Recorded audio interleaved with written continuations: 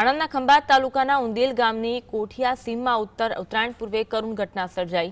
તાર પર લટકેલી પતંગ લૂંટવા ગયેલા કિશોરને ગાય ભેંસને બાંધવાના શેડ નીચે વીજળીના ખુલ્લા તારને સ્પર્શ કરતા કરંટ લાગતા મોત નીપજ્યું। આ અકસ્માતથી પરિવાર તેમજ આખા ગામમાં શોકનો માહોલ છવાયો છે। ઉત્તરાયણના તહેવાર દરમિયાન બાળકોની સલામતી પ્રત્યે ગંભીર બેદરકારી સામે આવી। નિષ્ણાંતોએ ખુલ્લા વીજ તારોથી દૂર રહેવા તેમજ વાલીઓને બાળકો પર ખાસ નજર રાખવાની અપીલ કરી છે।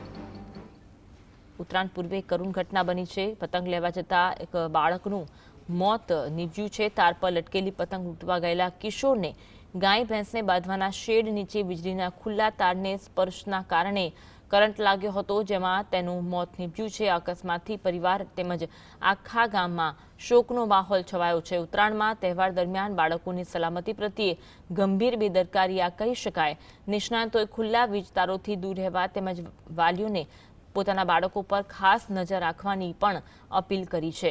ઉત્તરાયણ પૂર્વે આવી અનેક ઘટનાઓ બનતી હોય છે।